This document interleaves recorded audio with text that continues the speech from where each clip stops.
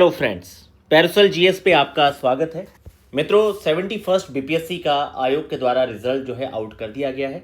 हालांकि ये जो आपका परिणाम है अगले कुछ घंटों में मान के चलिए कि लगभग 8 साढ़े 8 के आसपास आपको पीडीएफ मिल जाएगा, जिसमें आप लोग अपना रिजल्ट को देख पाएंगे। तो यहाँ पे देखिए, अभी रिजल्ट आपके सामने नहीं देखा आपने, तो मैं कुछ ऐसी बातें जो आपसे करना चाह रहा हूँ। देखिए मित्रों, ये जो टोटल यहाँ पर विद्यार्थी हैं 3 लाख से ज़्यादा, आप लोग जानते हैं कि परिणाम आप देख चुके हैं कि 14,261 ये आपका परिणाम है। अब 14,000 बच्चों को आप 3 लाख से ज़्यादा विद्यार्थियों से हटा दीजिए तो आपके सामने 3 लाख विद्यार्थी इसी परीक्षा में वो हैं जिनका प्रारंभिक परीक्षा नहीं होनी है। और मान के चलिए, मैं मानता हूं कि परीक्षा में 50,000 विद्यार्थी ऐसे होते हैं जो काफ़ी मेहनत के साथ परीक्षा में बैठते हैं, और इस 50,000 में से 14,000 विद्यार्थी पास होंगे और बाकी आपके लगभग 36,000 के आसपास विद्यार्थी फेल होंगे, जो कि मतलब तैयारी के लिए अच्छे से 4 से 5 महीने काम करते हैं। तो यहाँ पे इस वीडियो को बनाने का मेरा यही उद्देश्य है कि आपका पॉजिटिव निगेटिव दोनों में से अगर आपका स्कोर अभी से मान लीजिए कटअप जो है वो 82 से 85, 83 से 85, 80 प्लस वाले में सब लोग यही कटअप दे रहे हैं। आप किसी भी चैनल को देखेंगे तो सब ने 85 प्लस माइनस 2 बोल दिया है, मतलब 83 से 87 ये यहाँ तक बोल रहे हैं। तो हमें नहीं पता, लेकिन आप लोग जानते हैं कि जो विद्यार्थी इस तरह के पेपर में भी 90 के आसपास चले गए हैं, 88 प्लस हैं, तो उन्हें सोचना ही नहीं है मतलब 2-4 प्रश्न क्या डिलीट हुए क्या चेंज हुए, क्योंकि फाइनली उन्हें प्रॉफिट ही हुआ इस चीज़ से, तो उन्हें नहीं सोचना। पर यहाँ पे सबसे बड़ी बात है मित्रों कि जितने भी विद्यार्थी अभी मतलब अलग अलग कैटेगरी में अपनी अपनी कैटेगरीज में जो भी आपका स्कोर है, जहाँ मैं यहाँ पे जर्नल, ईडब्ल्यूएस बाकी सब कैटेगरीज का यहाँ पे स्कोर रखूँ, जर्नल का ही रखूँ, तो जितने भी विद्यार्थी आपके 78 से 83, 82 की रेंज में हैं, तो आप लोग जानते हैं कि यहाँ पे जो आपके 5 प्रश्न चेंज हुए हैं, 5 आपके डिलीट हुए हैं, तो सारी चीज़ों के पूरा अभी तक आपने पूरा गणित कर लिया होगा। तो इन सब मानकों के आधार पे आप लोग जानते हैं कि यहाँ समस्या हो सकती है रिजल्ट के बनने में, क्योंकि परिणाम उन्हीं लोगों का अभी से श्योर है जो लोग 86, 87 की रेंज में पहले से स्कोर अपना बड़ा ले आए हैं। मैं आपको एक फैक्ट बता रहा हूँ, जो आप अभी परिणाम आ जाएगा तो आप लोग देखेंगे कि कटअप किस स्तर पे गई है। क्योंकि मित्रों है क्या, यहाँ पे एक सबसे बड़ी बात को आप लोगों ने पकड़ना है। ये जो फील्ड है सिविल सर्विस की फील्ड, इसके टोटल आपके 2 मेजर आपके फेज़ हैं। पहला फेज़ तो ये है कि भाई प्रारंभिक परीक्षा कम से कम निकलना शुरू हो, ताकि एक एक्सपीरियंस आए आपकी लाइफ में। और अगर आपका मेंस पहले से बहुत अच्छा है और आपको प्रारंभिक परीक्षा अभी तक आपका नहीं निकला, आपकी 3 साल 4 साल 7 साल की यात्रा में, तो ये बड़ा दुखद होता है कि कम से कम पहला स्टेप हमारा क्लियर हो। लेकिन दूसरी बात ये भी है कि मेंस सिर्फ लिखने भर से नहीं होता।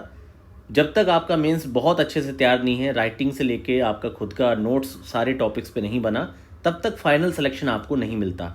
और ये फैक्ट है, नहीं मिलेगा, क्योंकि आपको तैयार होना पड़ेगा उस स्तर पे कि आप 6 to 7 पेजेस में क्वालिटी के साथ अपने प्रश्न को लेके जा पा रहे हैं विद इन टाइम।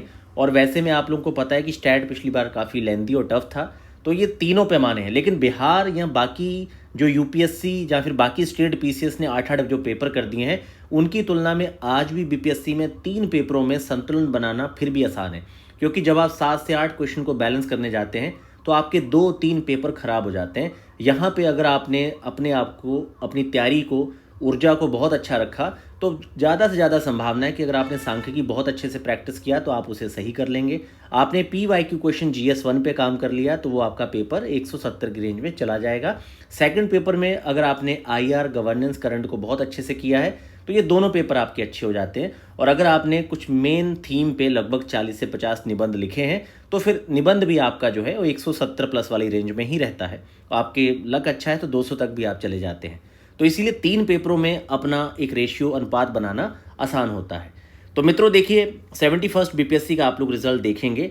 अगर पॉजिटिव है, आपको कुछ नहीं सोचना है। पॉजिटिव आने पे भी अगर आप एडीओ की परीक्षा देना चाह रहे हैं, आपने उसकी तैयारी अच्छी की है, तो वो आपको देना चाहिए। बाकी आपको पूरी तरह से फिर अपने प्रीवियस ईयर क्वेश्चन को अगले 15 दिन तक टारगेट करना चाहिए। और प्रीवियस ईयर क्वेश्चन को करते ही आपको आंसर राइटिंग पे काफ़ी ज़्यादा काम करना होगा, आपका अगर पॉजिटिव है। और जिन विद्यार्थियों का भी, जो 3 लाख विद्यार्थी हैं जिनका रिजल्ट नहीं आएगा, निगेटिव रहेगा, आप लोगों ने जिन्होंने भी एडीओ की परीक्षा देनी है, फॉर्म फिल किए हैं, तुरंत 1 दिन 2 दिन का टाइम आपको चाहिए। क्योंकि देखिए, इंसान को काफ़ी बड़ा झटका लगता है, खास तौर पे वो विद्यार्थी जो मतलब 82-83 पे पूरी तरह से उम्मीद में है कि मे भी मतलब उनका जो है रिजल्ट पॉजिटिव रहे, जहाँ फिर 84 पे भी अगर कोई जाके फेल हो जाता है, तो यहाँ पर विद्यार्थियों को सबसे ज़्यादा तैयारी में समस्या आ रही है। और सुबह से हार्ट बीट सबकी बढ़ी हुई है, क्योंकि सब लोग जान गए हैं कि आज रिजल्ट आ चुका है और कुछ घंटों में वो अपना PDF में रोल नंबर भी देखेंगे। तो मित्रों, ये जो माइंडसेट है यहाँ पे, इस तरह की सिचुएशन में आपको बोल्ड होना पड़ेगा, क्योंकि देखिए लाइफ जो है ना वो बहुत रिगरस होती है, बहुत टफ होती है। तो आपको यहाँ पे मेंटली आपको स्ट्रांग होना पड़ेगा, क्योंकि अगर आप मेंटली स्ट्रांग नहीं होंगे तो हमेशा ही कभी भी एक रिजल्ट के निगेटिव होने पे अगर आप महीनों तक, हफ्तों तक परेशान रहेंगे, तो फिर आप उसकी प्रक्रिया में कभी भी एक धुरंधर होकर आगे नहीं आ पाएंगे। आपको मेंटली मजबूत होना पड़ेगा। और आपका जो जनवरी लास्ट में पूरी संभावना है कि आपका ADO का एग्ज़ाम है, तो आपको उस एग्ज़ाम पे लग जाना चाहिए पूरी तरह से, अगर आपका रिजल्ट यहाँ पे निगेटिव रहता है। क्योंकि आप लोग जानते भी हैं कि 14,261 है और 3 लाख से ज़्यादा विद्यार्थी बैठे हैं, तो यहाँ पर 3 लाख रिजल्ट तो निगेटिव रहना ही रहना है। तो मेरा उन लोगों को मैसेज है जिनका रिजल्ट ना आए कि भाई आप लोग पूरी तरह से ADO की परीक्षा की तैयारी में लगिए। जो भी आपका टारगेट है, जो भी आपने एग्ज़ाम है, चाहे आपने इसके अलावा और भी किसी जॉब का एग्ज़ाम ट्राई किया है, चाहे आपका LLB का पेपर चल रहा हो, जिसने भी एजुकेशन के लिए भरा हो, जो भी चीज़ आपकी एग्जैक्ट अगले 2-3 महीने में जो परीक्षा है, मेंटली मजबूत होके 1 दिन का 2 दिन का ब्रेक ले लीजिएगा। ठीक है, रिजल्ट आपका निगेटिव रहने पे भी, पॉजिटिव रहने पे भी, पर सीधा आपको अपनी अगली परीक्षा को टारगेट करना है। क्योंकि अगर आप मेंटली स्ट्रांग नहीं होंगे, क्योंकि ये जो बार बार के फेलियर्स आते हैं, ये आपको मेंटली बहुत स्ट्रांग करते हैं। देखिए, फेल होना गलत नहीं है, लेकिन अगर आप फेल हो रहे हैं और आप अपने पेपर का पूरा मूल्यांकन करके अपनी गलतियों को नहीं समझते, और अगर आपको गलतियां पता चल गई हैं, आप उस पर काम नहीं कर रहे हैं, तो फिर मान के चलिए कि ये परीक्षा आपके लिए नहीं बनी। आप बार बार यहाँ पे अपने कई सारे वर्षों को खराब करेंगे, आप अपनी मानव पूंजी को खराब कर रहे हैं। तो आपको अपनी गलतियों से सीखना है यहाँ पे। तो मित्रों, मेरी बहुत सारी शुभकामनाएं सभी को कि आप लोग पूरी तरह से स्ट्रांग रहिए। रिजल्ट पॉजिटिव आता है तो 1 से 2 दिन का फ्री टाइम लीजिए और फिर प्रीवियस ईयर क्वेश्चन को सबसे पहले कवर करते हुए अपनी राइटिंग प्रैक्टिस पे लग जाइए। स्टैट को बहुत ज़्यादा ध्यान दीजिए और निबंध, कम से कम 1 निबंध की फ्रेमिंग तो आपको रोज करनी ही करनी है, अगर आप यहाँ पे अपने सिलेक्शन लेना चाह रहे हैं। दूसरी बात है, रिजल्ट निगेटिव हो, सीधा आप लोग यहाँ पे अपनी जो अगला आपका, भाई जनवरी में जब पेपर है ही ADO का, तो पूरी तरह से उस पर फोकस करें। अगर UP का आपने RO दिया है, आपको मेंस मिल गया है लिखने को, तो उस एग्ज़ाम पे अपनी जॉब को पूरी तरह से टारगेट कर लीजिए।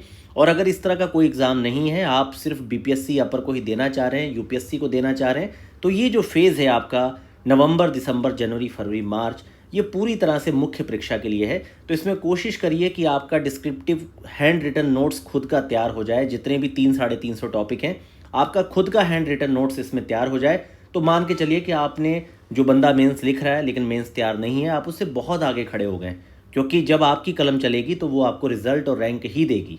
इसीलिए बहुत स्ट्रांग रहना है, घबराना नहीं है। जीवन में इस तरह के उतार चढ़ाव हमेशा लगे रहेंगे। तो मित्रों, सकारात्मक रहिए और हिम्मत वाले रहिए। लाइफ में हमेशा उतार चढ़ाव चलते रहते हैं और जो भी चीज़ है उसको स्वीकार करिए। स्वीकारोक्ति जो है मनुष्य की सबसे बड़ी ताकत होती है। तो आपने स्वीकार करना है अपने रिजल्ट को, अगर वो निगेटिव भी रहता है, और उसकी कमियों पर काम करना है, तभी सफलता जो है वो आपको मिलेगी। तो मित्रों, सकारात्मक रहिए। बाकी देखिए, रिजल्ट आए तो आप उसके संदर्भ में जरूर चीज़ों को शेयर करिएगा। बाकी एक बार रिजल्ट आ जाए तो उसके संदर्भ में फिर डिस्क्रिप्टिव हम लोग आंसर राइटिंग का प्रोग्राम, और इस बार कुछ चीज़ें हम और चेंज कर रहे हैं, क्योंकि जो आपका पुराना पैटर्न है 7, 8, 10 क्वेश्चन लिखवाने का, वो बच्चे लिखते नहीं है। हालांकि एक एक प्रश्न लिखवा के अब उन्हें सिखाना पड़ेगा किस तरीके से आपके आंसर राइटिंग का पैटर्न होना चाहिए, किस तरीके से आपको कंटेंट जो है अपने क्वेश्चंस पे डिलीवर करना है।